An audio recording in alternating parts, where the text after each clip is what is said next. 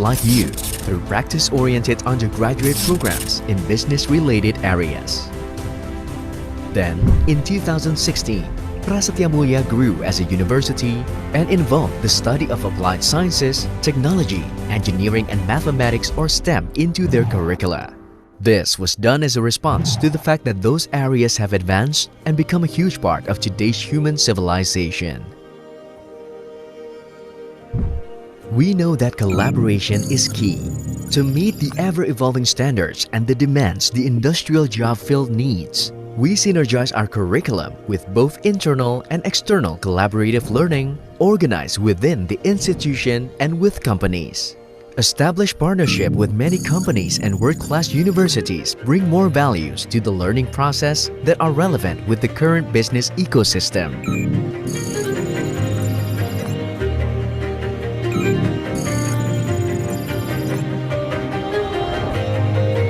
Held in Chilanda campus, the graduate programs, Master of Management and Doctoral Program in Management and Entrepreneurship prepare to cultivate the next generation of Indonesia's executives and entrepreneurs. Universitas Prasetya Mulia provides both full-time and part-time study programs that accommodate full-time employees into their own schedule. It offers various graduate business and management programs such as Master of Management, MM Regular, MM Strategic Management, MM Business Management, MM New Ventures Innovation, MM Applied Business Analytics. Our master programs suit individuals who wish to take strategic steps to escalate their careers. For those who want to seek self-actualization and contribution to the improvement of community problems through knowledge and research fields, may take our doctoral that consists of Doctoral Program in Management and Entrepreneurship. Since 2005, Universitas Prasetya Mulia has provided undergraduate students with in-class learning and first-hand experience to develop their own businesses and strategies.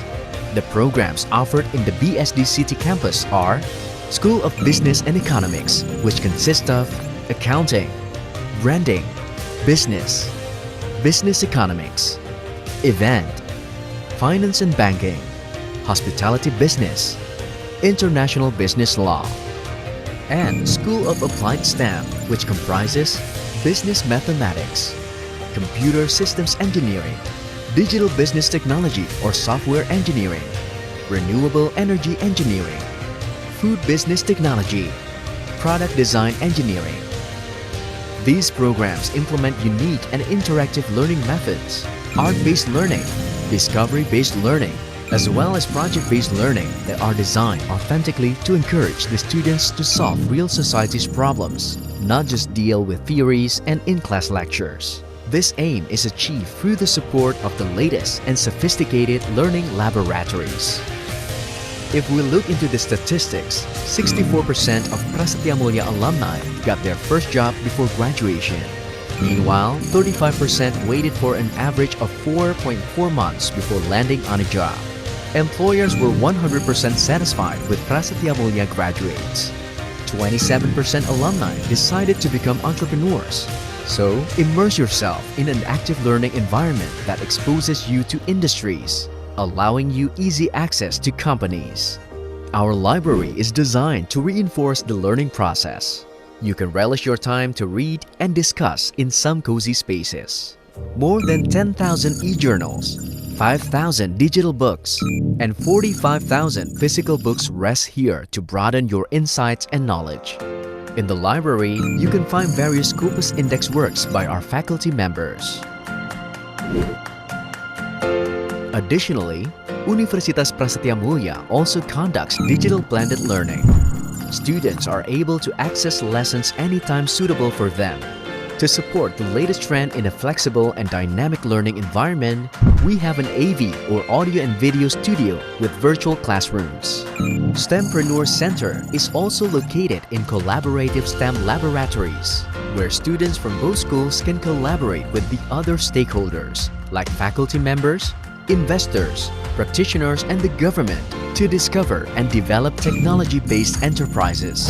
Aside from the infrastructure, Universitas Prasetya Mulia will shape you into high-quality human resources, who are adaptable to any industrial conditions and balanced in both soft skills and hard skills through many activities. Exhibition, competition, joint research projects, cultural festivals, and student exchange. Especially Students Exchange, you will be sent to study in our partner world-known universities like Boston University, National Taiwan University, Tsinghua University, University of New South Wales, and others. Universitas Prasetya Mulia is also open for international students who wish to join our program. With our lifelong learning philosophy, we actively prepare students before facing real global business situations through their Career Development Center and Alumni Network Ikatan Alumni Prasetya Mulia or IKAPRAMA. Sharing sessions, talent scouting, workshops, consultations, and various social events are held as a helping hand for students. Because Universitas Prasetya Mulia believes that doing is more important than just knowing.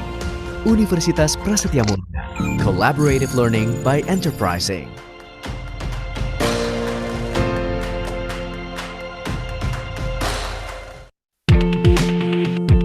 Indonesia's rich culture, deep storytelling traditions, and impressive landscapes have led to a booming tourism industry, with the government targeting 20 million foreign tourists by 2019. The island of Lombok is at the forefront, experiencing 20% year-on-year growth in tourist numbers. Yet a significant challenge faced is to create an inclusive and sustainable workforce.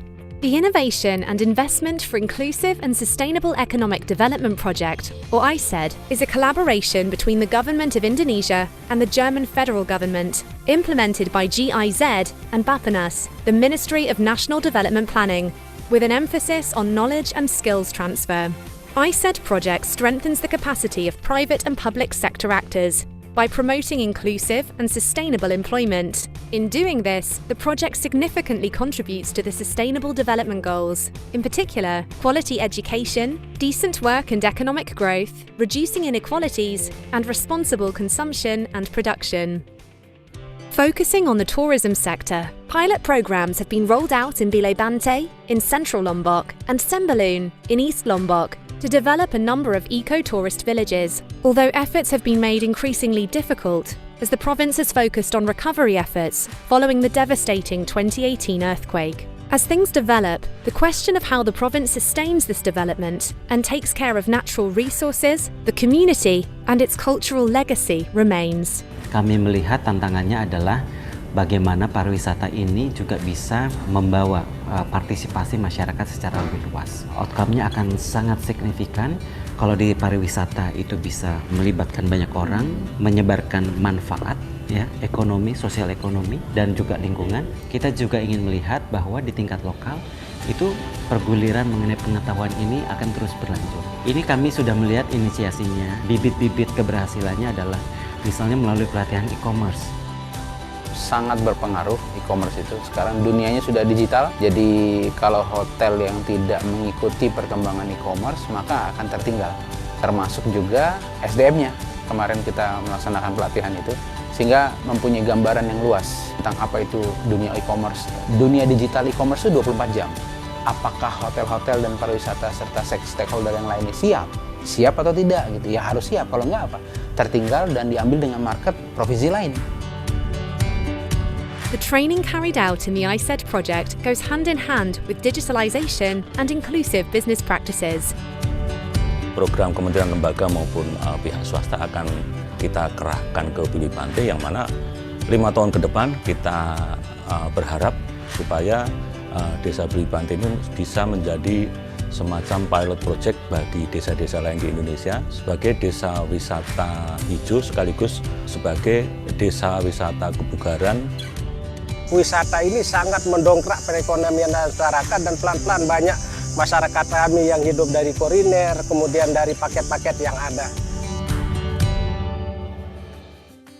Kami dalam melakukan promosi untuk kegiatan seperti Desa Wisata Bile Bante ini kami melakukan B2B dan B2C, di mana jika di B2B kita biasanya memasarkan lewat kegiatan travel mart di luar negeri. Kalaupun B2C kami memasarkan lewat media-media yang kami miliki. Nah, dalam format B2B kami sangat cermat dalam membuat narasi agar desa wisata yang merupakan produk inklusif bisnis ini bisa diterima pasar, di mana mereka sangat senang dengan adanya keterkaitan satu industri dengan masyarakat lokal. Jadi ini menjadi daya tarik yang kami bisa tawarkan dan memberikan experience lebih bagi wisatawan mancanegara yang datang ke Desa Bile Bante.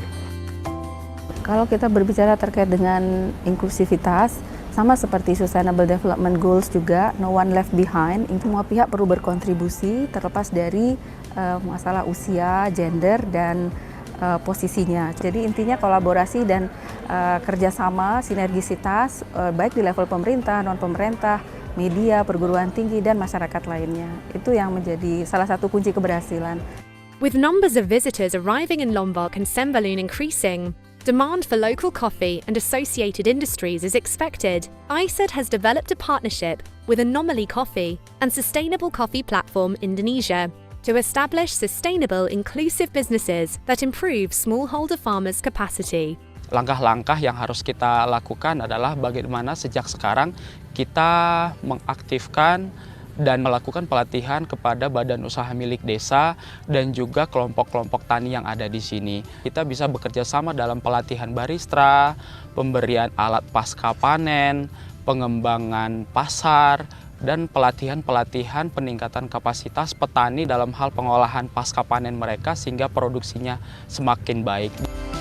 Saya optimis bahwa kopi di seluruh Indonesia tentunya ya sekarang di Sembalun ini bisa berkembang karena memang potensinya sudah terbentuk, potensi kita sudah terbentuk, tinggal bagaimana itu mempoles, kemudian dari tadinya tradisi, kopi sudah jadi tradisi di mana-mana, beralih ke budidaya. Kita ingin bersama-sama sebenarnya untuk Indonesia membangun banyak sekali peluang yang bisa dimanfaatkan oleh seluruh stakeholders termasuk masyarakat untuk mendorong lebih banyak lapangan kerja yang berkualitas yang diciptakan. Kerjasama Indonesia-Jerman ini sangat penting dalam rangka mempromosikan pariwisata. Karena NTB ini bertumbuh pada dua hal ya, pembangunannya, pertanian dan pariwisata. Tentu kita ingin menjadi destinasi pariwisata berkelas dunia. Tentu semua pihak harus kita ajak. Kita harapkan Lombok, NTB ini bisa lebih dikenal di luar dengan segala potensinya.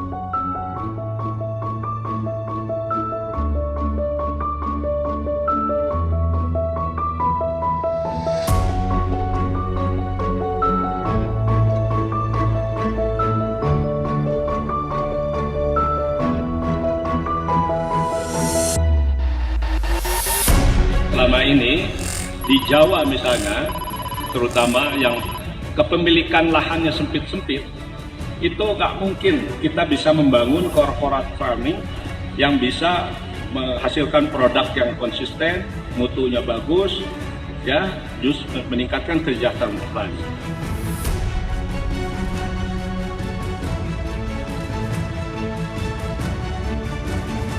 Maka konsolidasi petani-petani perorangan, petani-petani bertahan sempit menjadi berkelompok dalam satu koperasi dalam skala ekonomi. Ini yang kita harapkan justru bisa melahirkan kesejahteraan petani, termasuk juga kita bisa membangun sistem produksi pangan kita yang lebih baik.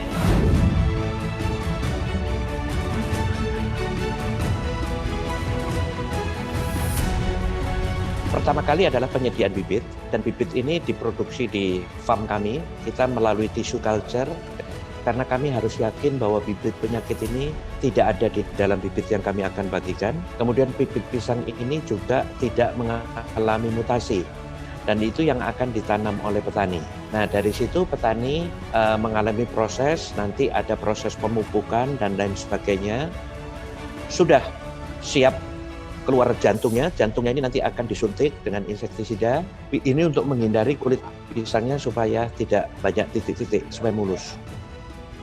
Dan ketika waktu dipanen itu masih hijau, kemudian diproses dibawa ke packing house. Di packing house itu akan ada treatment, dihilangkan getahnya, diberikan anti jamur, lain sebagainya, diproses, kemudian di-pack di dalam plastik, di vacuum pack, dan itu dimasukkan ke karton dus. Untuk ekspor kita langsung masuk ke dalam kontainer, dipile di situ, dan itu langsung diekspor. Kami dalam kerjasama ini bukan hanya begitu saja, tapi kami juga melakukan capacity building kepada para petani ini, sehingga kami siapkan mereka menjadi petani-petani yang tangguh, dia menjadi anggota-anggota koperasi, dan koperasinya juga sendiri akan menjadi koperasi yang tangguh.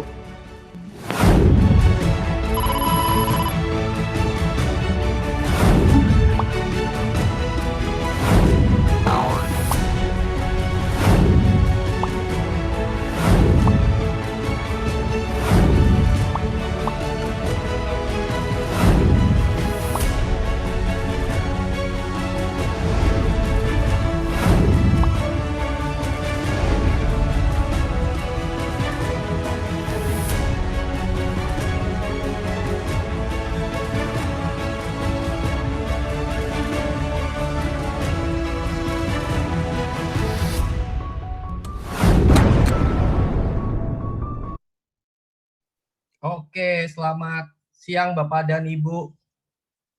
Halo, selamat siang Bapak dan Ibu atas waktunya. Oke, oke, hari ini Bapak Ibu kita akan memulai acara Lokakarya Literasi Bisnis.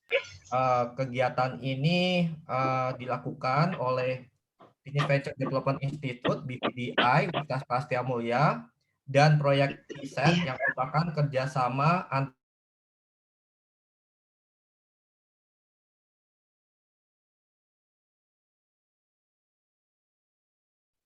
Pak Teddy masih mute, Pak.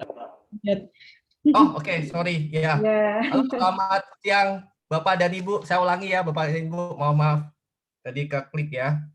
Oke, terima kasih atas kehadiran Bapak dan Ibu dalam Lokakarya Literasi Bisnis selama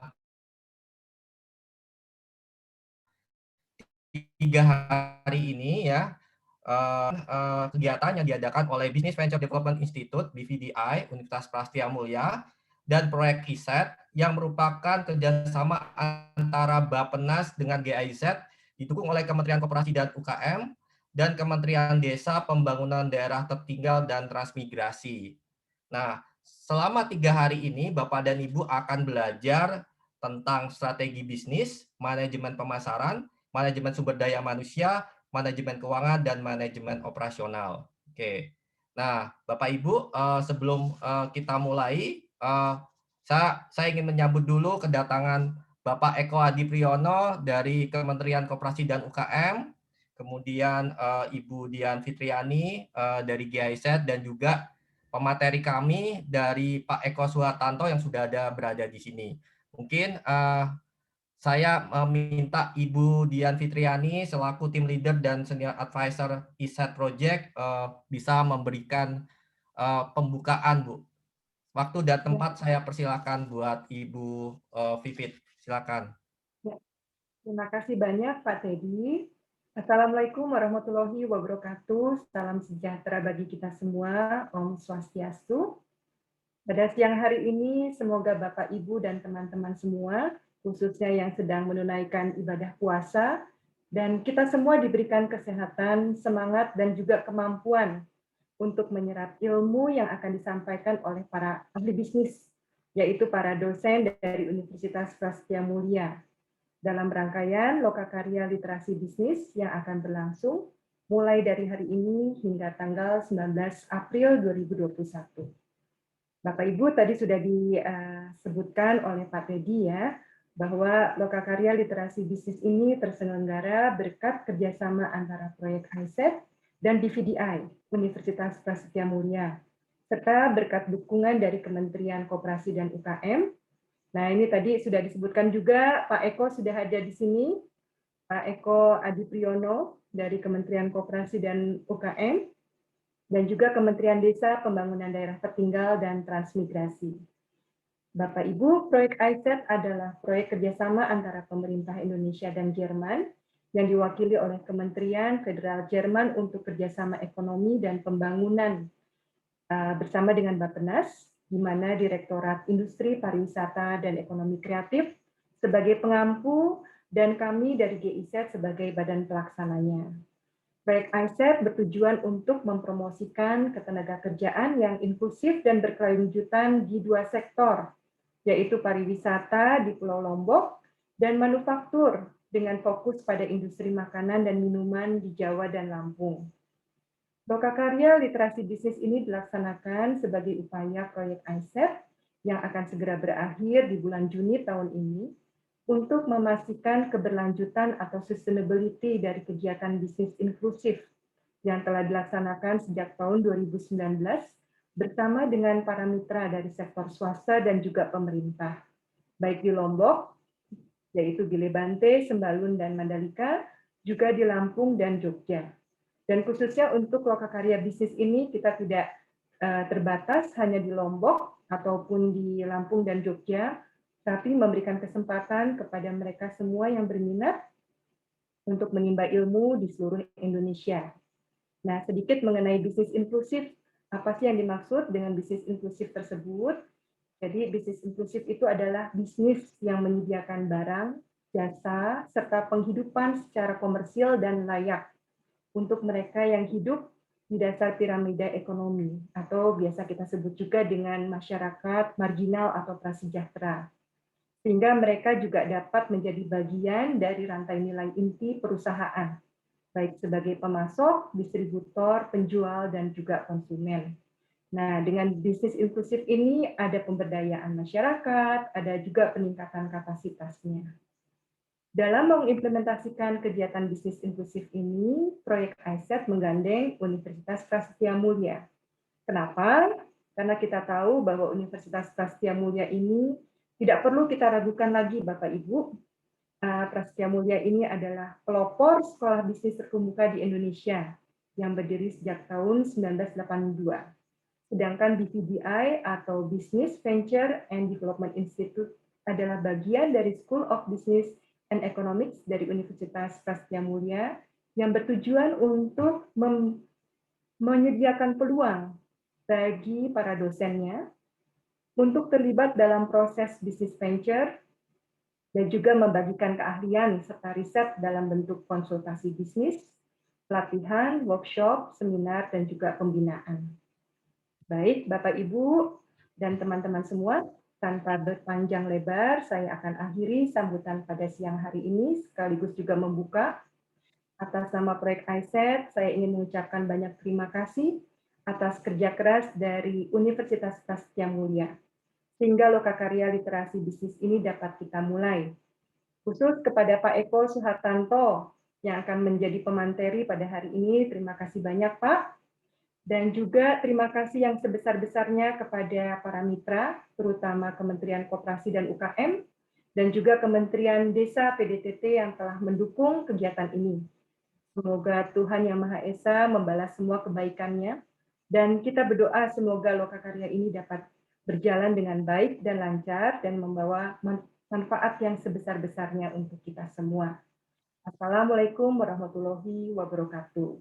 Terima kasih, Pak Teddy. Ya, terima kasih Ibu Vivit atas pembukaannya. Mungkin sebelum kita mulai sesi strategi bisnis, saya akan memberikan peraturan untuk Lokakarya ini selama 3 hari ke depan ya. Jadi hari ini dan hari Minggu dan hari Senin. Silakan.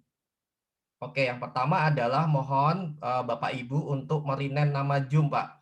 Jadi Bapak Ibu sebelah kanan klik di partisipan, nanti ada tulisan rename. Nanti diklik, kemudian diganti nama lengkap dan nama usahanya agar kami juga bisa mengetahui gitu ya Bapak Ibu ya. Kedua adalah Bapak Ibu mohon menonaktifkan mikrofon dan kamera selama pembicara menyampaikan paparan. Hal ini dikarenakan kalau semua menghidupkan kamera dan video mungkin akan bandwidth-nya ataupun internetnya akan melemah gitu Bapak Ibu. Jadi mohon maaf jika Bapak Ibu untuk selama pelatihan ini nanti mikrofonnya yang sebelah kiri bawah itu diklik ya, dimatikan dan juga video. Ketiga adalah jika ada nanti kami ada host webinar yang akan menginformasikan apabila peserta diminta untuk mengaktifkan mikrofon atau kamera jika diperlukan. Nah, ini mungkin akan kami lakukan di sesi tanya jawab. Berikutnya adalah mohon Bapak Ibu menonaktifkan WhatsApp, Line atau notifikasi lainnya karena mungkin suaranya akan terdengar gitu ya jika memang mikrofonnya belum diaktifkan. Terakhir adalah Bapak Ibu kami sudah kirim di chat Zoom ini registrasi atau absensi ya Bu ya, pendaftaran, dan nanti juga akan kami kirimkan evaluasi yang akan dikirimkan juga oleh host kami di sesi chat. Mungkin dari itu saja Bapak Ibu peraturan hari ini terkait Lokakarya literasi bisnis. Kita lanjut berikutnya tanpa memperpanjang waktu ya Bapak Ibu karena waktunya sangat terbatas sehingga nanti di sesi tanya jawabnya lebih banyak gitu ya. Kami panggil pemateri yang hari pertama ini terkait yang namanya strategi bisnis. Bapak Eko Suhartanto PhD. Oke, Bapak Eko Suhartanto PhD ini beliau adalah Direktur Pembelajaran Universitas Prasetya Mulia. Beliau S1 dan S2-nya di Institut Teknologi Bandung, S3-nya di Business School Strathclyde, Glasgow, UK ya, di Inggris ya. Bapak Eko ini sudah malang melintang di dunia konsultan Bapak Ibu terkait bisnis, juga master training untuk coaching, dan juga mungkin sudah saat ini sedang terlibat dalam pembentukan rekomendasi kebijakan terkait ekosistem kewirausahaan oleh Kementerian Koperasi. Untuk waktu dan tempatnya kami persilakan, silakan Pak Eko. Baik, terima kasih. Selamat siang Pak Teddy, selamat siang Bu Vivi, dan juga selamat siang rekan-rekan para pelaku bisnis inklusif. Assalamualaikum, apa kabar semuanya? Semoga dalam kondisi yang sehat.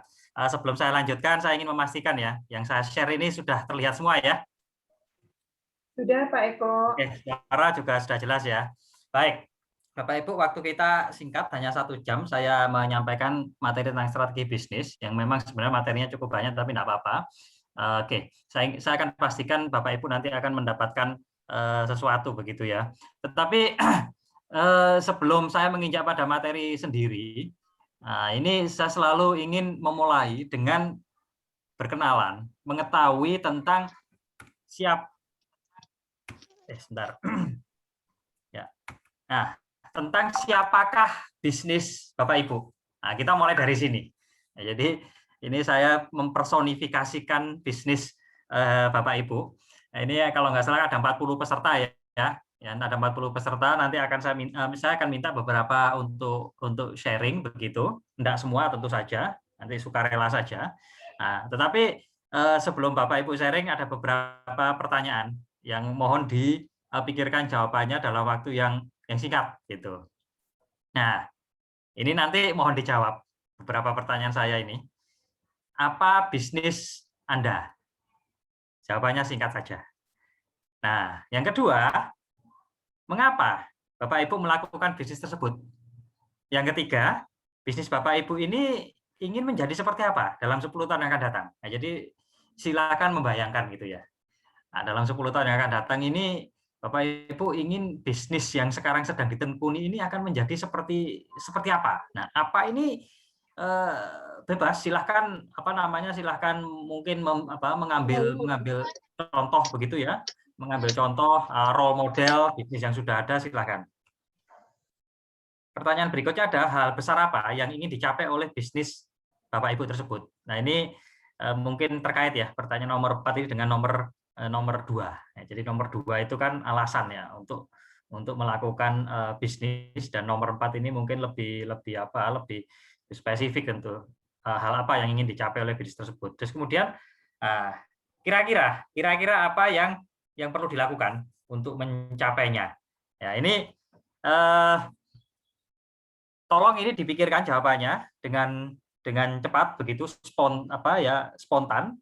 Ya, syukur kalau memang Bapak Ibu sudah pernah memikirkannya.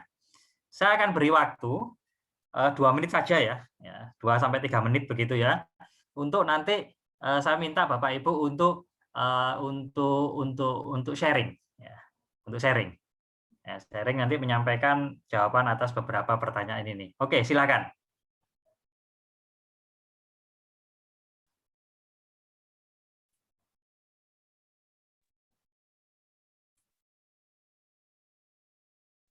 Apa langsung dijawab ini, maaf? Boleh, kalau ada yang sudah memiliki jawabannya silakan. Silakan, Bu. Mau perkenalan dulu, Bu. Silakan. Baik, Assalamualaikum warahmatullahi wabarakatuh. Selamat siang, salam sukses berjamaah selalu untuk kita semua. Saya dari Biloban. Mbak Pipit, halo. Siang, Bu. Ya, ini apa namanya? Yang sebagian yang bisa nyantol di kepalaku aja yang aku jawab. Baik. Bisnis saya adalah olahan makanan dan herbal, Pak. Jadi pemberdayaan masyarakat memang sudah sejak lama kita kembangkan. Misalnya yang bikin jamu ini ada satu kelompok, yang instan satu kelompok. Kedepannya, terutama saya punya mimpi produk-produk kami itu bisa diekspor, Pak, untuk produk olahan herbal terutama dan makanan yang berbahan baku rumput laut. Contohnya misalnya kayak dodol rumput laut sama lemongrass tea rumput laut yang sangat membantu saat COVID ini. Jadi saya ingin mengembangkan pasar. Insya Allah mudah-mudahan dari hulu ke hilirnya itu sudah mulai kita benahi, misalnya masyarakat menanam jahe di pekarangan rumah untuk kedepannya, dan beberapa koperasi juga sudah bekerja sama untuk menanam jahe kedepannya sama kunyit.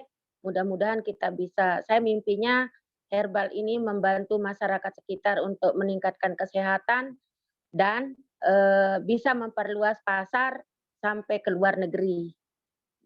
Yang kedua itu mimpi saya bisa meningkatkan tenaga kerja biar tidak ada lagi orang perempuan atau laki-laki, khususnya perempuan, tapi mimpi saya itu jangan ada lagi yang ke luar negeri untuk mencari pekerjaan. Jadi fokus di desa kita aja, mengembangkan desa, membangun desa.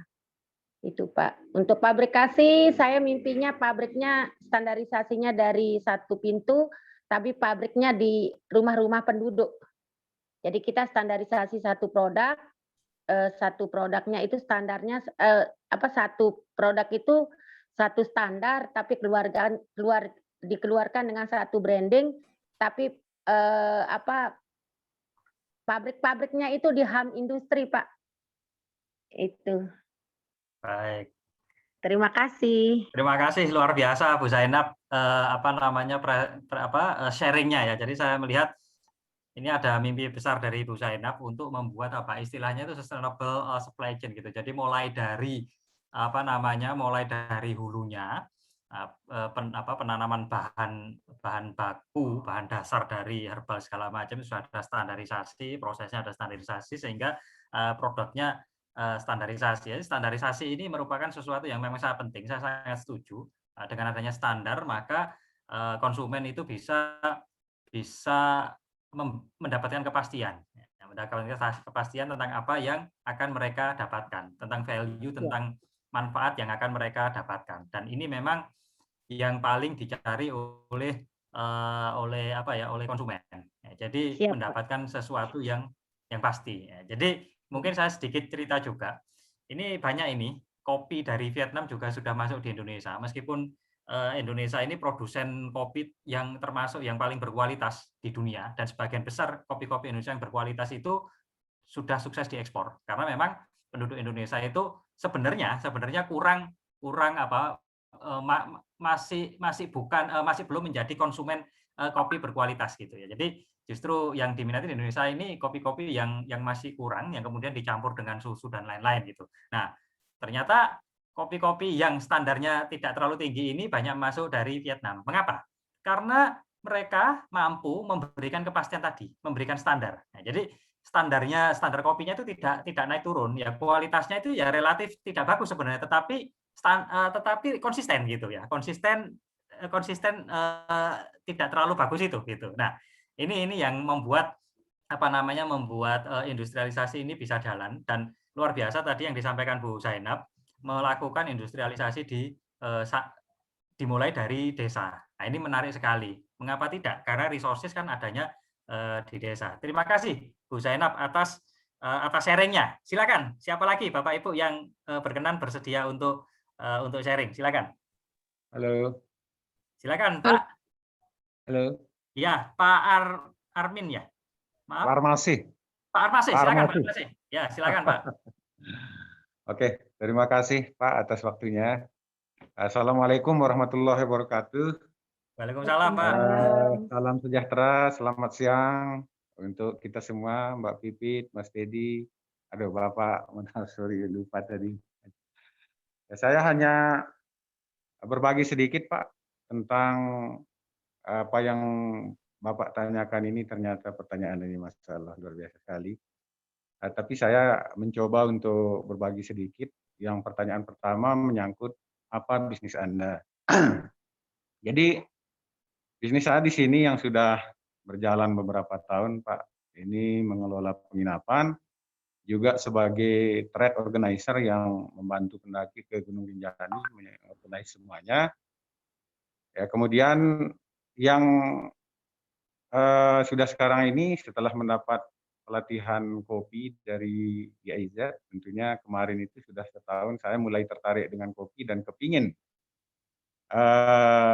mendapatkan income lah dari kopi ini, sehingga ke depan saya berinisiatif untuk lebih menekuni bisnis kopi ini, terutama kopi kami di sini yang mempunyai keunikan yaitu kopi Arabica Typica.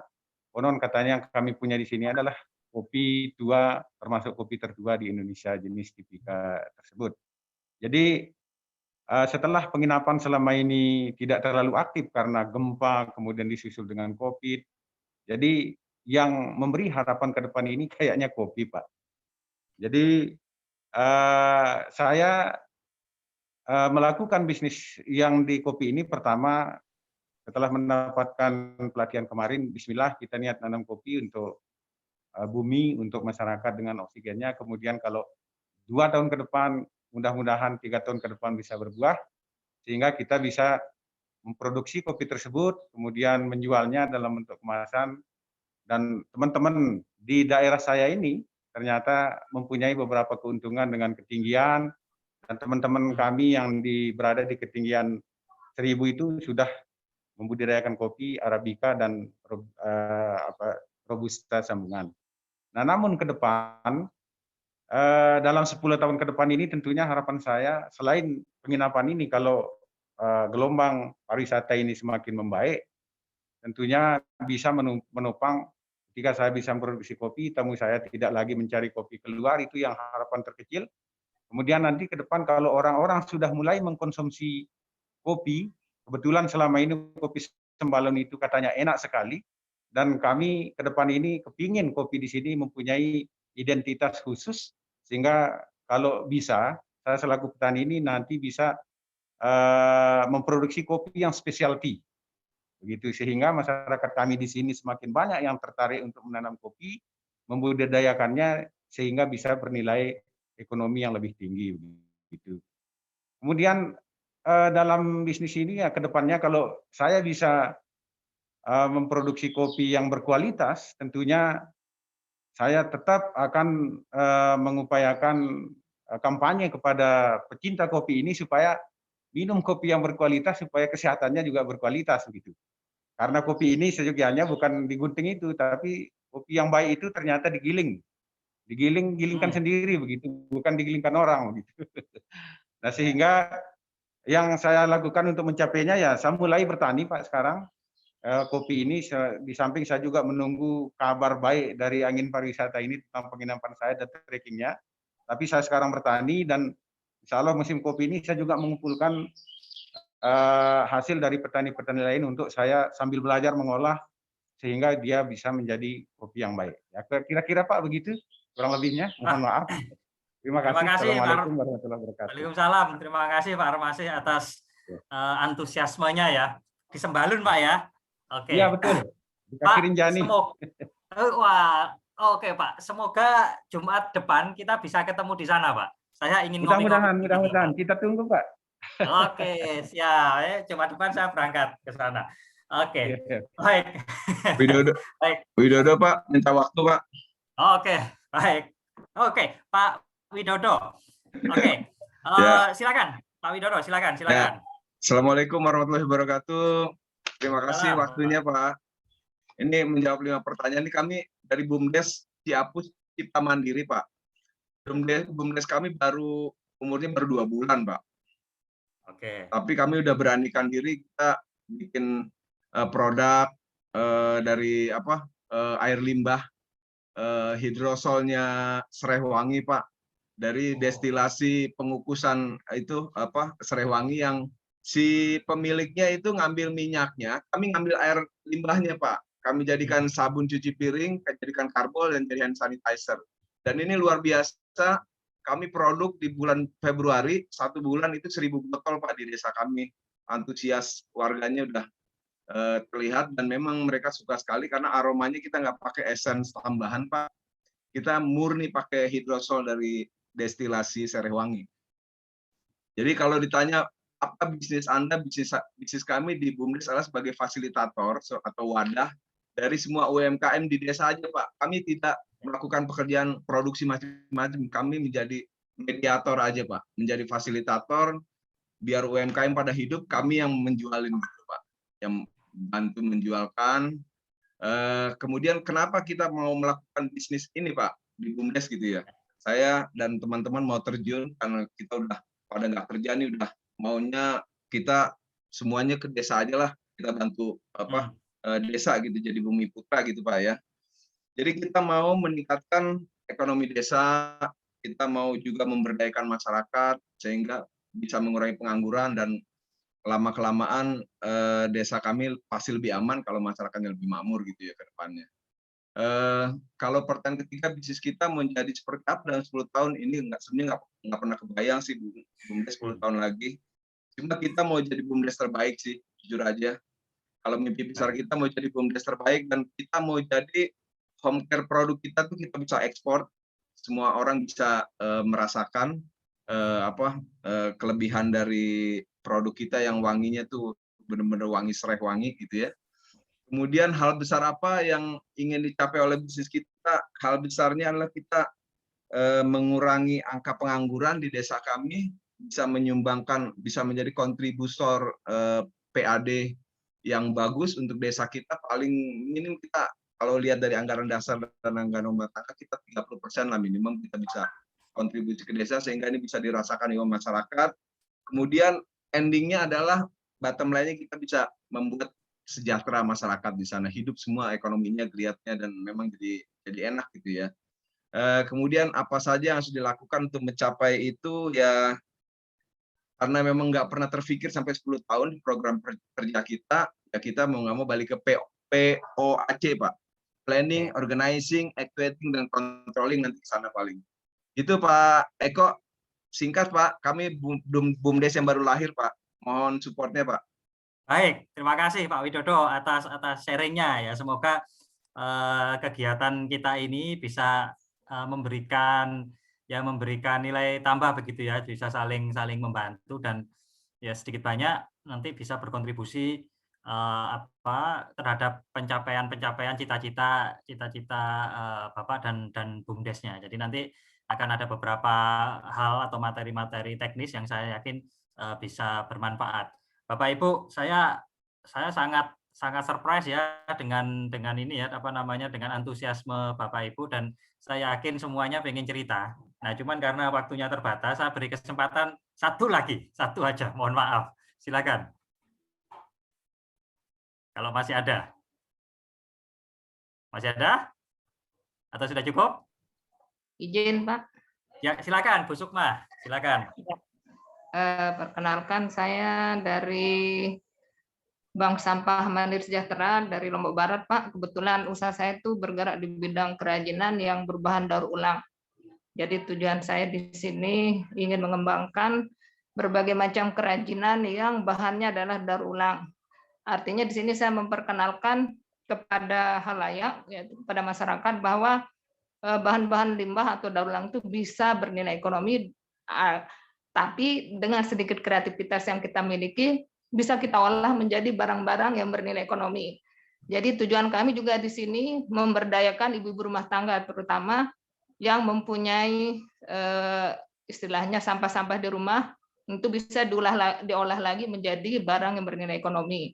Nah, di sini kami juga sudah mendirikan bank sampah hampir 5 tahun, yang anggotanya adalah ibu-ibu rumah tangga dan kaum perempuan.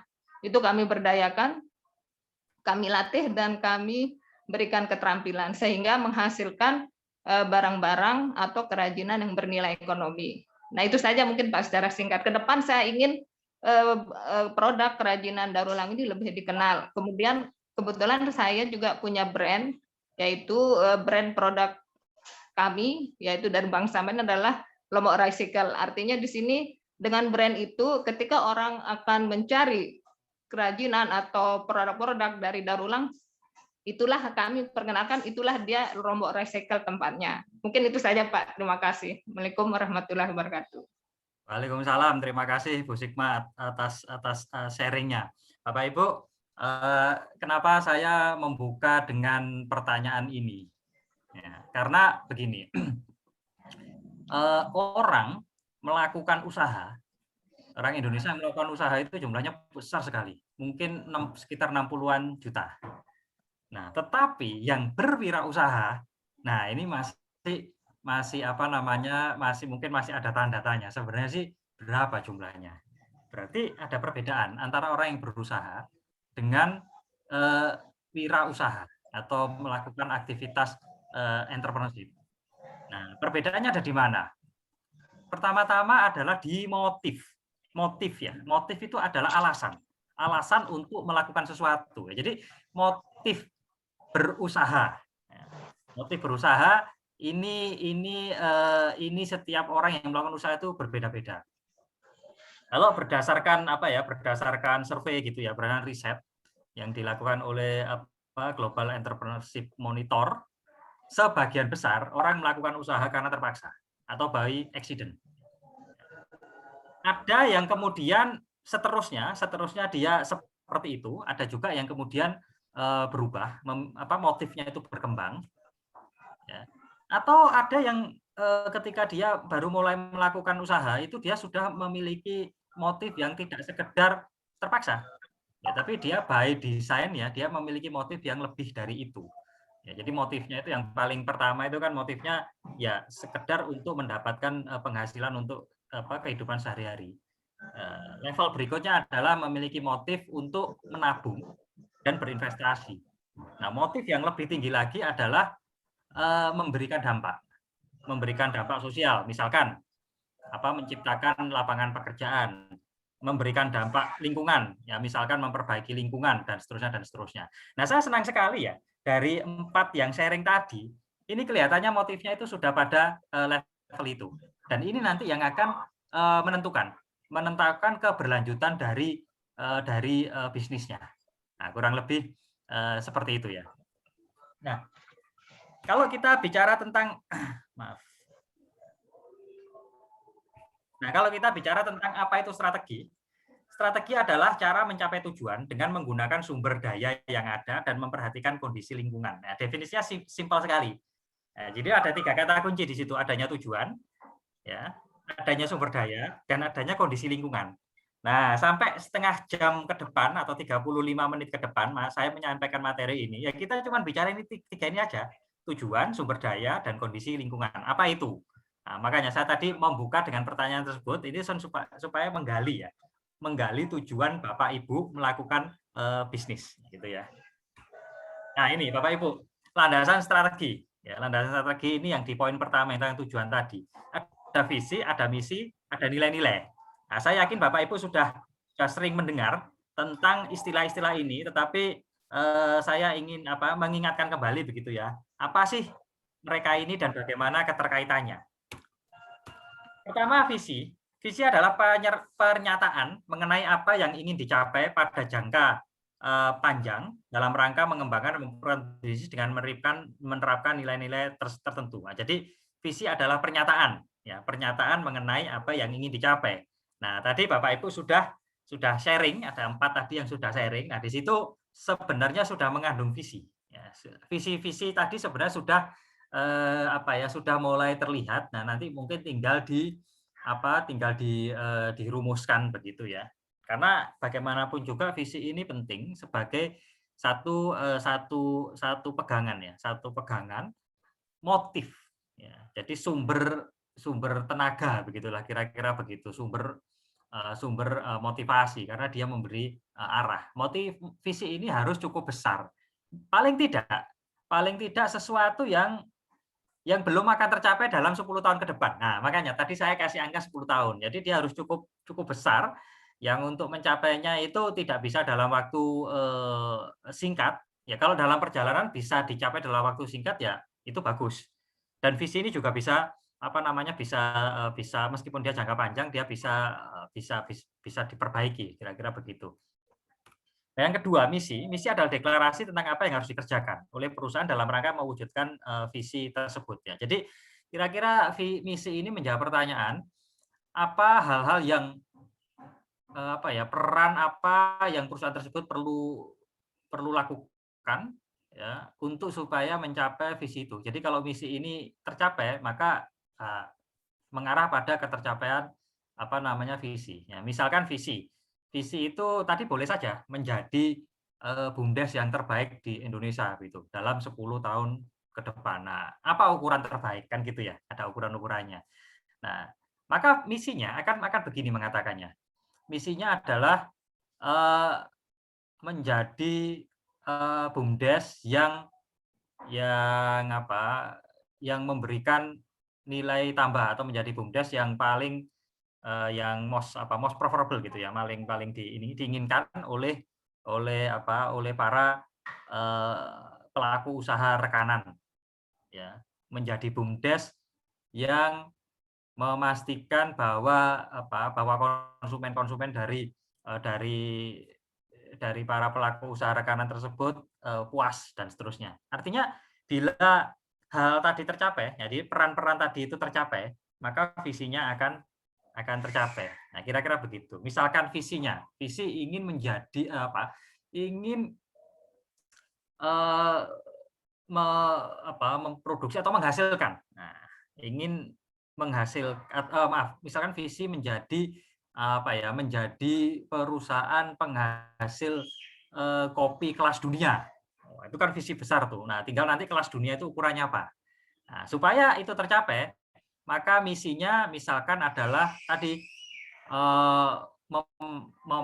memastikan bahwa kualitas produknya itu semakin meningkat, konsistensi dari produksi itu terjaga, konsumen terpuaskan, karyawan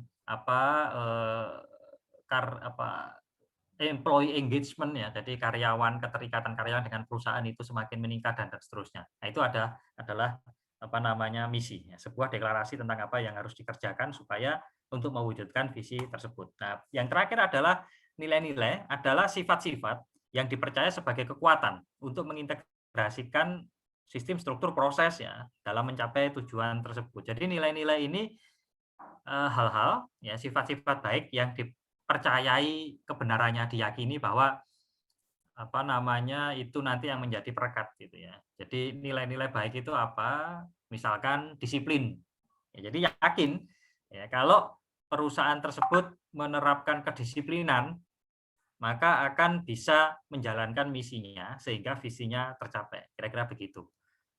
Disiplin, jujur, terus apa lagi ya? Berkomitmen ya, dan seterusnya. Nah itu. Nah ini menjadi satu landasan strategi karena visi, misi, dan nilai-nilai ini yang kemudian memberikan arah, memberikan memberikan tujuan begitu. Ya. Nah ini juga pertanyaan lagi, ya, tetapi tidak perlu disaringkan ya karena keterbatasan waktu. Nah nanti silahkan saja jawabannya itu dicatat dan mungkin bisa didiskusikan. Ya, didiskusikan itu bisa juga didiskusikan dengan partner bisnis atau didiskusikan dengan diri sendiri. Maksud saya direnungkan gitu ya. Nah, tadi setelah saya jelaskan tentang apa itu visi, apa itu misi, apa itu nilai-nilai. Nah, berarti apa visi organisasi bisnis Bapak Ibu atau visi perusahaan Bapak Ibu? Apa misinya dan apa nilai-nilai yang dianut ya, yang dianut karena diyakini kebenarannya. Nah, hal inilah yang nanti akan memberikan makna, memberikan tujuan, ya, tujuan dari perusahaan, ya, dari bisnis Bapak Ibu tersebut. Ya, jadi ini hal yang pertama tentang tujuan. Kembali lagi, strategi adalah cara mencapai tujuan dengan memperhatikan sumber daya dan lingkungan. Nah, saya akan bicara tentang sumber daya dan lingkungan ini sekaligus dalam kerangka ini, kalau yang kita kenal mungkin Bapak Ibu juga sering mendengar analisa SWOT, strength atau kekuatan, weakness, kelemahan, opportunity, kesempatan, threat, itu adalah ancaman. Ya, jadi hal ini penting untuk diketahui, untuk Bapak Ibu mengetahui kondisi, ya, kondisi internal. Ya, kondisi internal ini yang akan nanti menjadi diartikulasikan sebagai kekuatan dan kelemahan maupun kondisi eksternal atau lingkungan, ya, yang kemudian diartikulasikan menjadi kesempatan, opportunities, dan threat. Oke. Kekuatan dan kelemahan itu datangnya dari internal, ya, datangnya dari sumber daya, yang kemudian kita kenal sebagai modal kewirausahaan. Ada 5. Modal personal, modal sosial, modal budaya, modal industri, dan modal finansial. Apa itu modal personal? Modal personal berarti pengetahuan, keterampilan, perilaku, sikap gitu ya, dari orang-orang, dari sumber daya manusia yang ada di dalam perusahaan Bapak Ibu. Terutama pengetahuan, keterampilan, sikap, perilaku dari owners, ya, dari Bapak Ibu sebagai owners. Itu apa? Nah, mungkin Bapak Ibu belum pernah menuliskannya. Menyadari iya, memikirkannya iya, menuliskannya mungkin belum loh. Nah, ini momentum yang baik untuk kemudian menuliskannya, karena sesuatu yang dipikirkan dengan yang dituliskan itu berbeda. Nah, memahami dengan baik modal personal ini akan menguntungkan, karena dalam perjalanan bisnis Bapak Ibu nanti akan memiliki semacam katalog, ya, katalog tentang modal personal tadi, tentang pengetahuan, tentang keterampilan yang ada di dalam perusahaan Bapak Ibu. Nah, sehingga nanti ketika mengambil satu langkah itu akan lebih jelas gitu ya, siapa yang ditugaskan dan seterusnya. Ini modal personal. Nah, nanti Bapak Ibu akan menuliskan, ya, untuk bisa menjalankan misi-misi tadi dibutuhkan modal personal seperti apa, dibutuhkan pengetahuan apa saja, dibutuhkan keterampilan apa saja. Nah, modal personal yang sudah Bapak Ibu miliki itu apa saja? Yang belum dimiliki apa saja? Nah, ini ada gap. Nah, jadi kalau nanti ada yang belum dimiliki, nah ini berarti ada yang bolong, ada yang gap. Dan kemudian langkah selanjutnya adalah apa yang perlu dilakukan untuk menutupnya. Apakah Bapak Ibu melengkapi orang-orang, termasuk Bapak Ibu sendiri, ya, dengan tambahan keterampilan pengetahuan. Ya, kalau itu yang dilakukan, paling tidak Bapak Ibu tahu persis keterampilan pengetahuan apa yang perlu ditambahkan. Nah, melakukan hal yang sederhana ini jarang, ya, jarang dilakukan. Padahal ini penting. Kalau enggak, nanti Bapak Ibu akan terlalu menghamburkan waktu, ya, menghamburkan waktu untuk apa namanya, ya, untuk mencari apa ya, pengetahuan-pengetahuan, karena gini ya, semua pengetahuan penting, tetapi kita mesti menetapkan skala prioritas, ya, skala prioritas sesuai dengan yang kita butuhkan, ya, sehingga pencarian effort kita itu lebih terarah. Nah, itu modal personal. Modal sosial, menurut saya modal sosial ini yang paling penting, ya, dari 5 ini. Nah, silakan nanti kalau punya pendapat lain. Kenapa? Karena modal sosial ini bisa mengakses modal-modal yang lain. Apa itu modal sosial? Modal sosial itu network, ya, hubungan baik yang bisa didapatkan melalui bonding maupun melalui networking. Jadi kalau bonding itu hubungan dengan orang-orang yang kita kenal lama, ya, karena memiliki kesamaan, ya, baik kesamaan dalam hal misalkan keturunan, kesamaan darah, begitu, baik saudara, ya. Jadi saudara family kita itu kita akan memiliki bonding, pasti kita memiliki bonding dengan saudara, dengan apa namanya, dengan keluarga kita, ya. Bonding juga bisa didapatkan, ya, karena satu daerah berasal dari daerah yang sama, berasal dari alma mater yang sama, begitu. Nah, networking itu terbangun karena karena adanya kesamaan kepentingan, kesamaan pekerjaan. Ya, karena ada pekerjaan yang sama, orang jadi kenal atau saling memiliki kepentingan, ya, karena pekerjaannya orang jadi saling kenal, ya, kemudian di situ orang bekerja sama. Mengapa modal sosial ini saya bilang paling penting?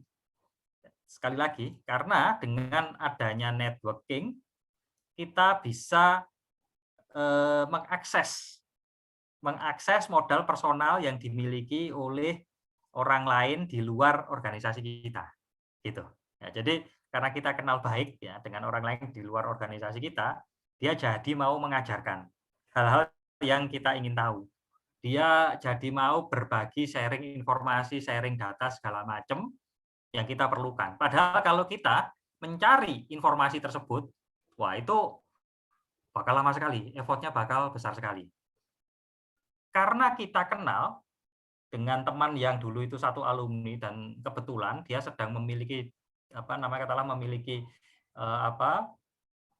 secara finansial, ya, dia sedang baik, gitu ya, memiliki uang banyak lah, istilah begitu, tetapi dia tidak tahu juga mau diapakan. Nah, sedangkan kita tahu persis itu akan bagus untuk bisnis, ya, dia bisa menjadi investor kita.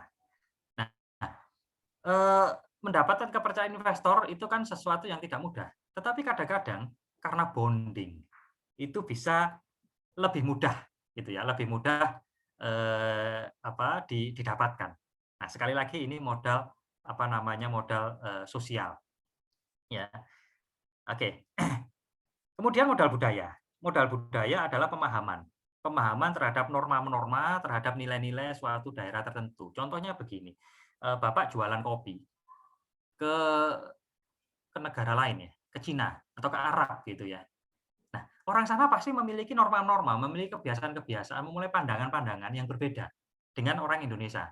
Nah, memahami mereka, ya, memahami kebudayaan mereka, kan, gitu ya. Jadi kebudayaan itu adalah dibangun dari kebiasaan-kebiasaan, ya, dan kebiasaan-kebiasaan itu dilakukan karena itu diyakini sesuatu perilaku yang benar, begitu. Nah, memahami kebudayaan mereka ini akan menjadi menguntungkan. Nah, sehingga lebih tahu persis kopi apa yang masuk, gitu ya, masuk dalam budaya mereka sehingga mudah diterima. Bagaimana cara menjualnya ke mereka dan seterusnya. Itu dari sisi customer, ya. Nah, nanti dari sisi supplier juga sama, ya. Ya, jadi dalam berbisnis kan kita berhubungan dengan banyak supplier ya, yang mungkin mereka itu berasal dari latar belakang daerah, latar belakang yang berbeda. Memahami kebudayaan dia itu menjadi sangat sangat penting dan akan memudahkan aktivitas bisnis kita. Modal industri. Ya, modal industri itu ya terkait dengan ini ya, dengan peraturan-peraturan, norma-norma yang ada dalam industri gitu ya. Industri yang kita geluti. Contohnya industri makanan, contohnya industri pariwisata gitu ya. Nah, itu kan ada peraturan-peraturan itu. Ada perizinan-perizinan, ada perizinan yang terkait dengan produk, misalkan izin edar lah dan seterusnya dan seterusnya. Nah, memiliki izin-izin tersebut itulah modal modal industri. Ya, bisa mengakses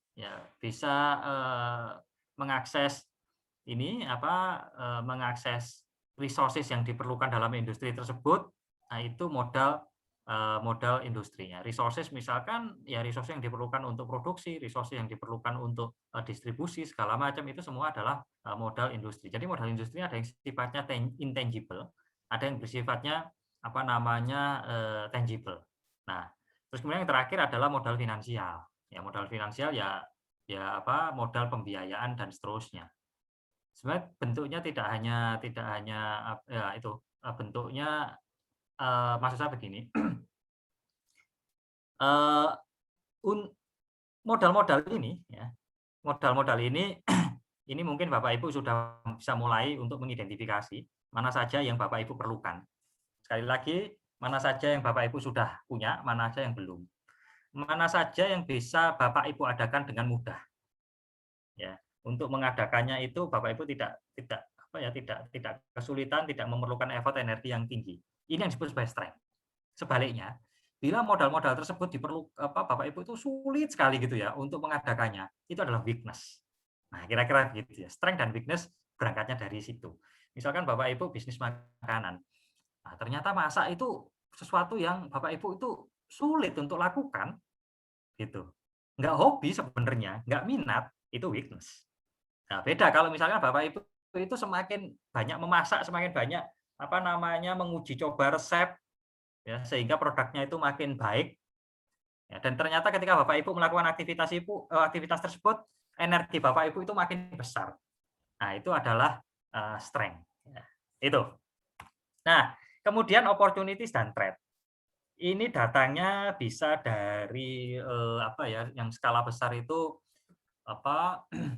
ya skala global sampai skala nasional atau juga di skala industrinya. Saya cerita dulu yang skala global ya. Itu disebut sebagai PSTEL. Ini singkat saja saya ininya. P itu politik, kondisi politik, E itu kondisi ekonomi, S itu kondisi sosial, T itu kondisi teknologi, kemudian E itu environment atau lingkungan, L itu adalah legal. Nah, ini juga perlu diperhatikan. Nah, kondisi politiknya ini sedang seperti apa? Ya, jadi nah kalau sekarang kondisi politik ini bagus sekali untuk melakukan aktivitas usaha, untuk melakukan aktivitas kewirausahaan. Ya, pemerintah terlihat gitu ya mendorong aktivitas ini. Ini beda sekali lah dengan 20 tahun yang lalu, itu berbeda lah, sangat berbeda. Kemudian kondisi ekonominya. Kondisi ekonomi itu saya tidak akan bicara detail, itu ada angka inflasi, kemudian ada pertumbuhan dan segala macam. Ya, jadi kalau ekonomi tumbuh tentu saja ya bagus untuk bisnis, semakin banyak uang yang beredar, semakin banyak orang yang bergerak beraktivitas, itu saja bagus untuk bisnis, karena setiap pergerakan, setiap ada istilahnya itu aliran energi gitu ya, itu kan berarti memerlukan produk, memerlukan jasa, kira-kira begitu. Nah, kemarin kita kena pandemi, itu tentu saja kondisi lingkungan ya. Kondisi lingkungan yang kurang baik, karena ya orang most likely berhenti memperlambat gerakannya, meskipun ada juga industri-industri yang justru mendapatkan keuntungan dari sini ya, justru berkembang ya. Salah satunya tentu saja adalah industri makanan, meskipun cara bisnisnya itu mesti berubah.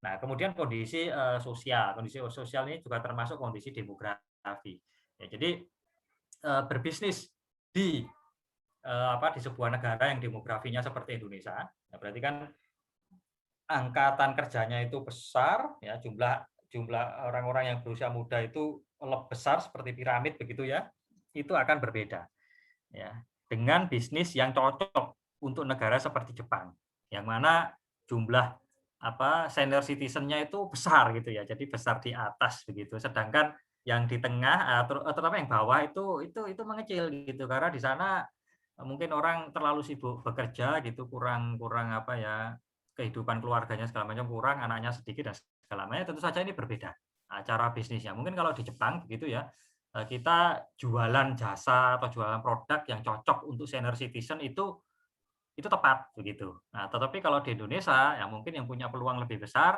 ya produk-produk yang untuk untuk usia kerja dan juga untuk umur yang di bawah. Nah, kira-kira begitu. Kondisi hukum legal ini juga perlu dipelajari ya, tentang tadi itu nanti akan menentukan gitu ya, produk atau jasa apa saja yang boleh dan tidak boleh. Yang boleh dan tidak boleh dilakukan. Ya, termasuk misalkan kalau sekarang kan transportasi online segala macam sekarang tidak ada masalah gitu. Tetapi ketika dulu itu dirintis oleh Uber, mungkin Bapak Ibu masih ingat ya Uber ya. Nah, dulu itu kan moda transportasi dengan menggunakan aplikasi, kalau nggak salah dulu ya menggunakan aplikasi itu kan masih belum ada legalitasnya, itu kan juga masalah begitu ya. Nah, itu hal seperti itu perlu diperhatikan. Dan teknologi. Nah, pada prinsipnya kita memerlukan teknologi, memerlukan alat-alat produksi. Nah, alat produksi atau teknologinya sudah ada atau belum? Ya kan? Kalau sudah ada, yang paling terkini itu seperti apa? Yang paling efisien seperti apa? Yang paling efektif dalam memproduksi itu seperti apa? Nah, pengetahuan ini diperlukan. Nah, pengetahuan ini diperlukan supaya tepat dalam memilih teknologi yang digunakan begitu. Nah, kemudian di level industri ya kita juga perlu tahu produk kita ini seberapa kuat di mata konsumen. Ya, jadi semakin produk kita ini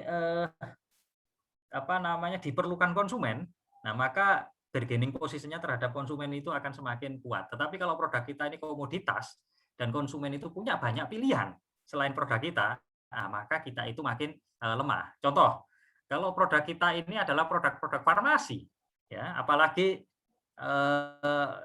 itu kuat sekali, gitu ya. Bargaining posisinya di mata konsumen. Contohnya sekarang vaksin gitu.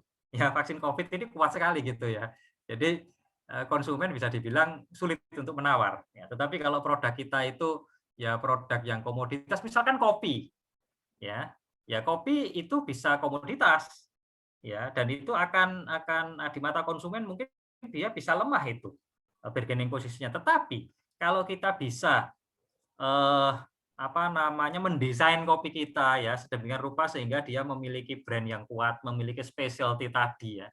Jadi memiliki keunikan yang sulit ditandingi oleh kopi yang lain, yang kemudian konsumen itu tidak punya banyak pilihan gitu ya. Nah, maka dia akan kuat ya. Nah, kemudian yang berikutnya adalah kekuatan kita terhadap supplier. Ya pada prinsipnya kan begini. Ya kalau suppliernya itu satu-satunya, maka kita akan lemah karena kita nggak punya pilihan. Nah karena itu kita perlu memiliki cadangan supplier. Gitu. Jadi kekuatan kita terhadap konsumen, terhadap supplier, kemudian terhadap produk pengganti. Ya. Jadi kalau orang nggak minum kopi itu gantinya apa sih gitu ya?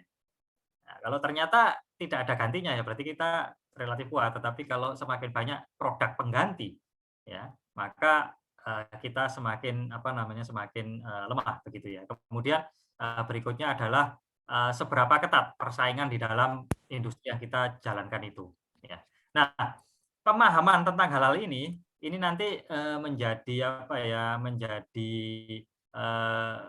menjadi bahan bagi kita untuk menentukan langkah-langkahnya. Pada prinsipnya strategi bicara tentang bagaimana kita mengambil langkah-langkah yang diperlukan sehingga positioning kita, ya positioning produk kita itu kuat terhadap konsumen, kuat terhadap apa namanya supplier begitu ya, kuat, unik ya, sulit digantikan oleh produk lainnya, dan juga apa namanya unggul terhadap pesaing-pesaing yang lain. Nah, dari sini nanti kita akan tahu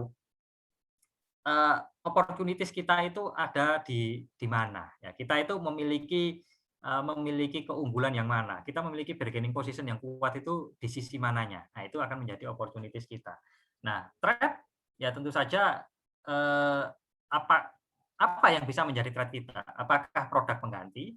Apakah bisnis kita ini termasuk bisnis yang mudah dimasukin oleh orang lain begitu ya? Kalau misalkan bisnis kuliner, nah itu termasuk bisnis yang mudah dimasukin oleh orang gitu ya, oleh pemain baru.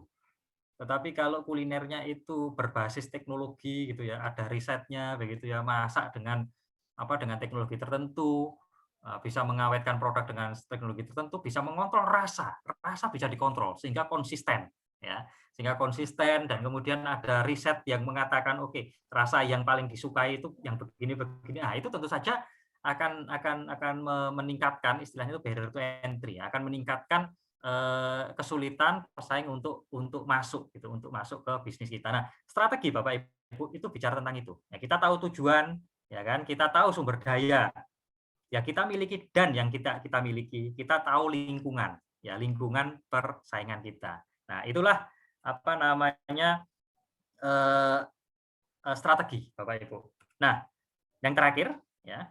Nanti Bapak Ibu akan menjawab pertanyaan ini juga, tapi silahkan ditulis sendiri saja. Apa kekuatan yang perlu Bapak Ibu pertahankan? Tadi saya sudah uraikan begitu ya. Apa kelemahan yang perlu Bapak Ibu kurangi gitu ya? Apa peluang yang bisa dimanfaatkan dan apa ancaman yang perlu dihindarkan? Nah, sehingga nanti Bapak Ibu kalau sudah menuliskan apa kekuatan, apa kelemahan, apa kesempatan, dan apa ancaman ya, strength, weakness, opportunity, threat dari Bapak Ibu, nanti Bapak Ibu akan bisa membuat yang kita sebut sebagai matriks TOWS begitu ya. Nah, jadi gini, nanti apa namanya Bapak Ibu tuliskan di ini ya, di sel atau di kotak opportunities itu apa saja opportunitiesnya, threat-nya itu apa saja, strength-nya itu apa saja, weakness-nya itu apa saja. Nanti Bapak Ibu bisa memikirkan begitu ya. Kalau strength saya A, opportunity saya itu B, ini saya gabungkan, nah, kira-kira bisa seperti apa ya gitu ya. Jadi apa yang Bapak Ibu bisa manfaatkan dari kekuatan Bapak Ibu dan dari kesempatan yang ada. Nah, ini apa namanya Bapak Ibu nanti bisa melakukan apa? Misalkan begini. Sekarang tren minum kopi di Indonesia ini makin meningkat. Itu adalah opportunities, gitu ya. Kemudian yang kedua, nah Bapak Ibu ini ternyata memiliki keahlian khusus untuk menggoreng kopi begitu ya. Nah, sehingga aromanya dan seterusnya itu unggul, gitu ya. Nah, ini dua hal yang menarik untuk dieksplor, untuk dieksploitasi gitu ya. Jadi tren konsumsi kopi makin meningkat, Bapak Ibu memiliki kekuatan untuk memproduksi kopi. Nah, mungkin perlu satu unsur lagi gitu ya. Bagaimana bisa menyebarkan atau menjual kopi ini ke sebanyak mungkin konsumen, karena jumlah konsumennya makin meningkat. Nah, mungkin di situ perlu perlu literasi digital segala macam begitu. Nah, hal seperti ini ya.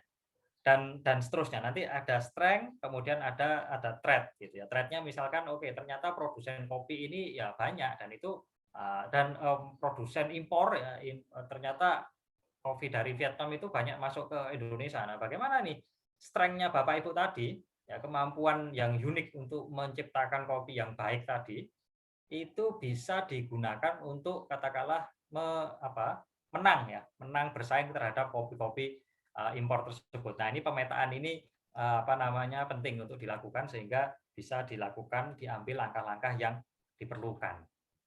Bapak Ibu, itu sekilas ya, itu sedikit hal tentang apa itu strategi bisnis ya. Tentu saja strategi bisnis, materi yang lebih lengkap itu banyak sekali dan tentu saja tidak bisa saya sajikan dalam waktu yang singkat. Semoga apa yang sudah saya sampaikan mungkin dalam 45 menit ini ya, ini bisa menambah wawasan, ya, bisa menambah wawasan. Ya, bila nanti ada yang perlu ditanyakan atau kurang dan segala macam, mungkin kita bisa diskusi lebih lanjut. Baik, dari saya akhiri dulu. Silakan mungkin Pak Teddy atau langsung saja kalau ada pertanyaan dari Bapak Ibu silakan. Ya, silakan. Terima kasih Pak Eko atas materinya. Kita masih punya waktu sekitar 15 menit Bapak Ibu untuk sesi tanya jawab. Silakan Bapak Ibu bisa menchat ya di kolom chat pertanyaannya ataupun bisa langsung mungkin bertanya gitu ya. Mungkin biar lebih cepat gitu ya. Pak Eko sudah ada satu pertanyaan Pak di kolom chat Pak. Silakan sebentar kolom chat ya. Saya stop sharing dulu. Ya. Baik, mohon nasihatnya bagi calon wirausaha yang terlalu banyak berstrategi dan jalan-jalan. Oke, terima kasih Pak dari Pak Arafat ya. Mungkin ini untuk para calon wirausaha yang terlalu banyak merencanakan tapi tidak jalan-jalan. Nah, jadi begini, yang seperti yang saya sampaikan tadi ya. Pemahaman tentang kekuatan kita, tentang kelemahan kita, tentang kesempatan yang ada, tentang ancaman yang ada dan seterusnya, itu sebenarnya baru diketahui kalau kita sudah jalan, gitu. Jadi ketika kita jalankan, nah kita itu baru akan tahu, oh sebenarnya kekuatan kita itu ada di sini, kelemahan kita ada di sini, apa yang perlu kita lakukan dan segala macam. Nah sehingga ya kalau diminta sarannya ya saran saya ya sudah. Ya segera jalankan dulu begitu. Ya, seperti orang berenang, tentu saja kita memerlukan cara-cara untuk berenang dengan baik supaya selamat begitu. Tetapi cara-cara tersebut itu baru benar-benar bermanfaat, baru benar-benar terasa setelah kita nyebur gitu. Jadi ini satu proses yang iteratif sebenarnya bisnis ini. Jadi nyebur, kemudian mentas lagi, kemudian memikirkan oke, nanti cara berenang yang lebih baik lagi itu bagaimana. Nah, demikian juga dengan melakukan bisnis begitu ya. Jadi melakukan kemudian memikirkan bagaimana cara yang lebih baik dan seterusnya. Nah, tapi juga sebaliknya jangan juga terjebak untuk hanya melakukan terus gitu ya, tetapi tanpa tanpa mau bertanya yang sudah dilakukan ini sudah benar atau belum, apakah sudah inline dengan tujuan atau belum. Nah, kalau seperti itu nanti akan terjebak pada rutinitas dan kemudian ya bisnisnya sendiri akan sulit untuk besar. Bisnisnya itu nantinya hanya akan sebesar pikiran sebesar akan terbatas pada waktu dan tenaga kita. Begitu. Terima kasih atas pertanyaannya. Nah, kemudian ada pertanyaan bagaimana membuat branding usaha kelompok yang yang berbasis masyarakat. Begini, Pak Azim, saya tidak akan menjawab ini secara detail karena nanti akan ada materi khusus tentang branding. Tetapi mungkin sedikit ya ingin saya sampaikan branding. Branding itu adalah janji. Ya, sebenarnya itu. Ya, jadi anggaplah satu bisnis misalkan The Cost atau apa begitu ya. Dia itu kan brandnya itu kan bintang 5, harga kaki 5. Nah, kira-kira gitu. Itu adalah janjinya. Nah, brand itu akan makin kuat kalau janjinya itu makin dipenuhi secara konsisten. Nah, kalau ini saya kaitkan membuat branding usaha kelompok yang berbasis masyarakat. Ya, gini. Jadi ketika usaha tersebut berbasis masyarakat, sebenarnya apa sih yang dijanjikan pada manfaat apa yang dijanjikan diperoleh oleh konsumennya. Ya kan gitu ya. Nah, itu dulu ditetapkan dan itulah sebenarnya brandingnya gitu. Dan itulah sebenarnya brandingnya dan itu kemudian dipenuhi secara konsisten. Tapi nanti tentang branding nanti ada materi sendiri. Mohon motivasinya supaya tetap komitmen jika ada kendala. Nah, modal dalam berbisnis. Nah, tadi Pak, kembali lagi Pak. Jadi mesti mesti ada itu, mesti ada visi yang cukup besar, mesti ada nilai-nilai yang apa namanya yang dipegang begitu ya. Nah, sehingga kalau ada kendala kurang modal segala macam, nah itu nanti tetap menjadi apa namanya menjadi sumber semangat. Karena pada prinsipnya begini, Pak ya. Ini ada dua hal ini. Jadi seolah-olah ada sebagian orang yang melakukan usaha dan merasa kekurangan modal, tetapi nanti di belahan yang lain itu ada orang yang kelebihan modal sebenarnya, dan dia sibuk mencari bisnis yang tepat, yang maksudnya kan bisnis banyak, tetapi yang kemudian bisnis itu tepat, baik, kemudian menguntungkan itu kan tidak semuanya. Nah, orang-orang yang banyak modal ini juga sibuk melakukan assessment ini. Nah, ini mestinya apa namanya mestinya bisa bertemu.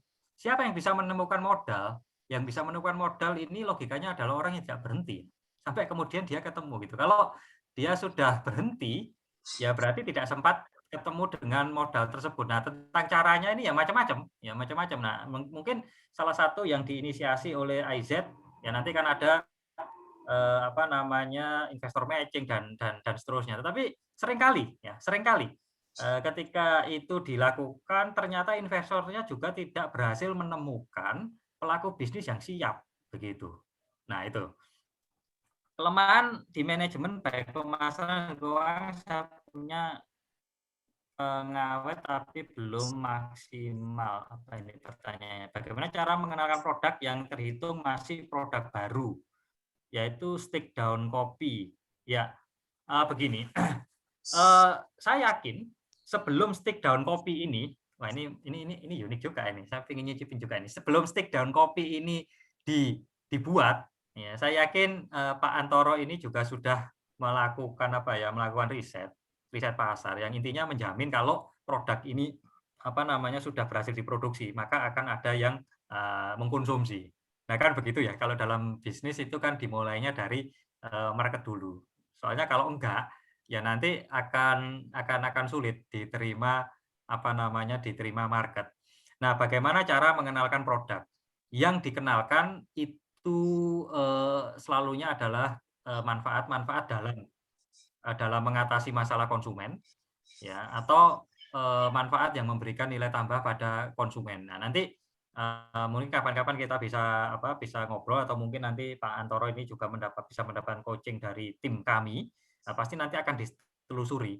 Ya, jadi dengan mengkonsumsi stick down kopi ini, masalah konsumen apa sih yang nanti bisa dikurangi, bisa dihilangkan. Nah, itulah nanti cara paling jitu untuk menjual. Intinya kan stick down kopi ini akan merilis pain, akan mengurangi masalah konsumen. Dan itu apa? Dan masalah tersebut itu mestinya masalahnya orang banyak supaya lakunya bisa banyak. Nah, dan masalah tersebut semakin besar masalah itu, maka semakin kemungkinan untuk laku itu semakin besar. Nah, ini yang harus dimunculkan begitu. Kemudian dari Pak Rosa, untuk usaha kecil yang baru dimulai, tantangannya bagaimana memisahkan belanja rumah tangga dan belanja usaha. Pak, kalau dari sisi cara pembukuannya segala macam itu kan keterampilan itu ya mudah lah untuk dilakukan. Ya, saya yakin yang sulit kan adalah kemauan dan konsistensi gitu ya, dari konsistensi untuk memisahkannya. Tetapi mungkin secara teknis bisa misalkan dibantu dengan memisahkan rekening, kira-kira begitu. Terus kemudian bisa juga dibantu dengan ngeset gitu ya, penjadwalan pencairan. Misalkan kita tidak bisa mencairkan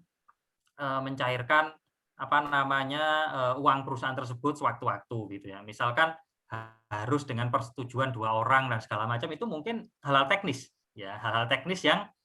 yang mungkin bisa membantu. Tapi yang paling krusial ya sebenarnya adalah ya kemauan untuk memisahkan itu. Nah, hal teknis itu hanya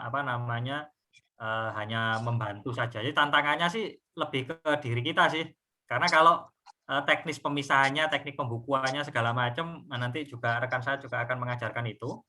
Dan itu tidak terlalu sulit ya, teknis ininya ya, tetapi apa namanya dalam tanda petik memaksa dari kita untuk tidak mengambil uang perusahaan atau tidak menggunakan uang perusahaan itu yang lebih sulit.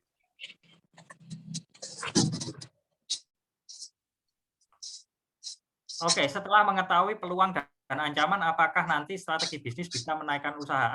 Ada korelasi? Ya, ada korelasinya. Jadi kalau kita tahu peluang, kan berarti kita mengetahui potensi ya, mengetahui potensi yang lebih besar.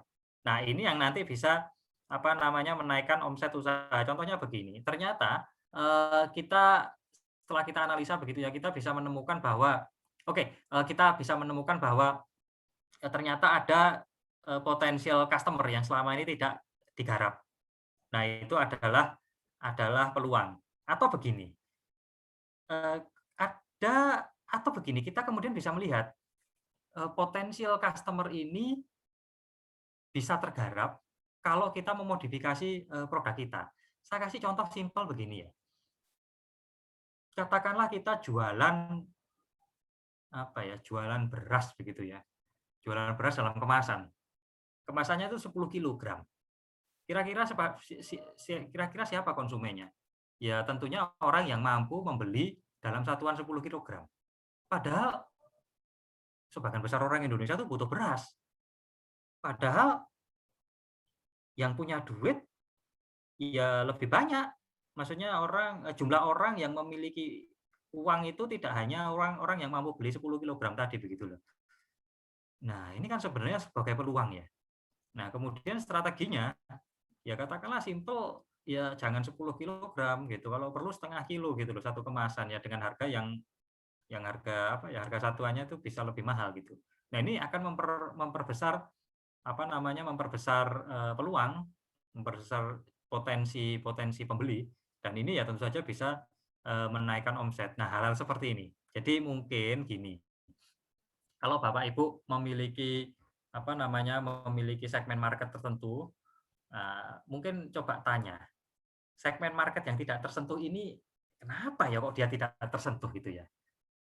Apakah dia tidak memerlukan produk saya, atau dia memerlukan produk yang serupa, atau dia sebenarnya memerlukan produk saya tapi dia tidak mampu menjangkaunya? Oke, kenapa dia tidak mampu menjangkaunya?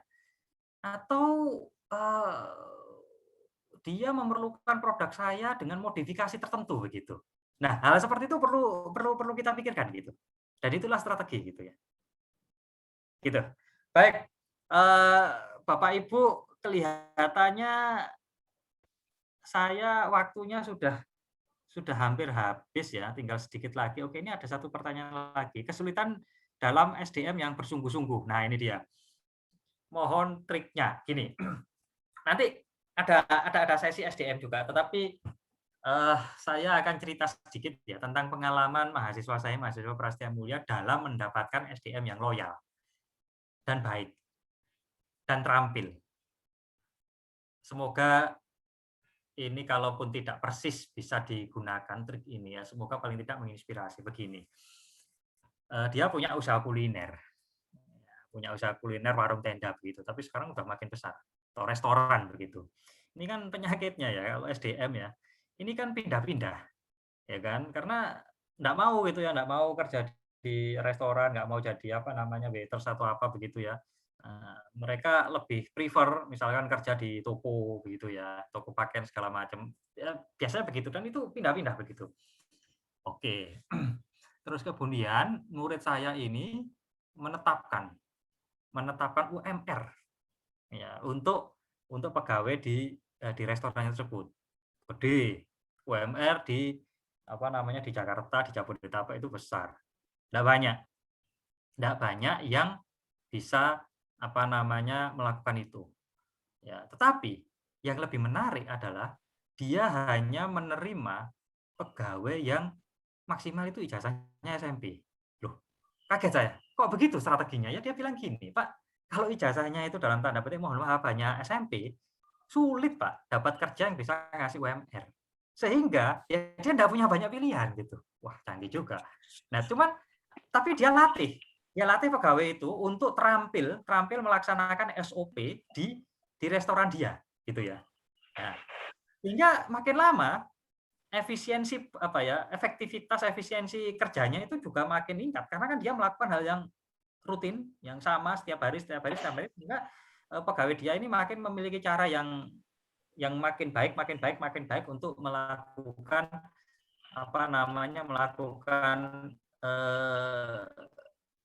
pekerjaannya. Itu.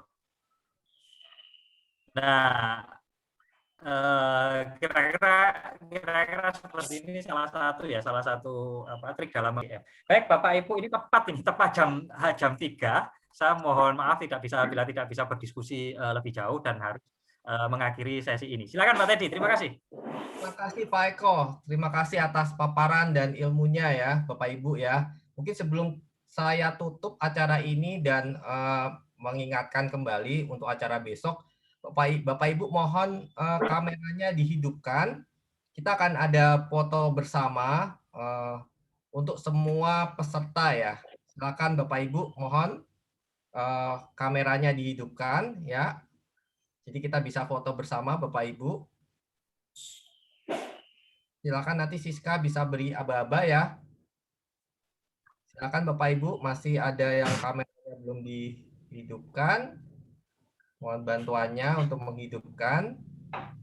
Oke. Ya, di sini ada, di saya ada tiga kali ya. Ada 3 kali ya. Iya, boleh. Bentar, saya nyari. Oke. Ya, tolong sudah bisa dilihat Mas. Sambil menunggu boleh. Oke, Pak. Apa pakai masker atau dibuka maskernya ini? Iya, dibuka dulu biar kelihatan gantengnya. Ya. Aduh, sebentar kita dandan dulu. Oke. Baik, saya mulai untuk fotonya. 1, 2, 3. Lembar kedua, 1, 2, 3. Lembar ketiga, 1, 2, 3. Oke. Sudah dari saya Pak Teddy. Oke, terima kasih Siska atas fotonya ya. Nah, mungkin kita lanjut ke reminder Bapak Ibu untuk acara besok ya. Jadi besok pagi lagi ya. Mohon maaf. Besok siang tetap di jam yang sama Bapak Ibu kita akan ada materi tentang manajemen pemasaran dan juga manajemen SDM. Jadi mohon Bapak Ibu kembali untuk sesi yang sama di waktu ini gitu ya. Oke. Saya mohon Bapak Ibu untuk juga mengisi survei atau pretest yang sudah kami kirimkan di grup WA ya Bapak Ibu ya. Jadi kami sudah kirimkan di grup WA, mohon Bapak Ibu yang belum mengisi, mohon bantuannya untuk ini ya. Jadi ini sebenarnya untuk mengetahui kapasitas Bapak Ibu, pengetahuan Bapak Ibu terkait literasi bisnis sampai mana gitu. Jadi mohon Bapak Ibu mengisi kembali ya. Kami akan reminder lagi di grup WA ya. Oke, kalau yang kemudian adalah untuk modul Bapak Ibu nanti akan kami kirim stok kopinya ya. Jadi ini ya, dari strategi bisnis, manajemen pemasaran, manajemen SDM, manajemen keuangan dan manajemen operasional. Jadi jangan khawatir Bapak Ibu, nanti akan kami kirim dan juga modulnya. Oke, mungkin dari saya cukup sekian ya Bapak Ibu. Ya, oke. Sampai berjumpa lagi di hari Minggu ya Bapak Ibu ya. Oke, salam sehat semuanya. Terima kasih Pak Eko, Pak Teddy. Nanti akan ada siaran ulang di YouTube ya, Bapak Ibu semuanya. Jadi bagi yang sinyalnya tadi kurang, bisa nonton lagi di YouTube. Nanti akan kami berikan linknya. Terima kasih Ibu Siska.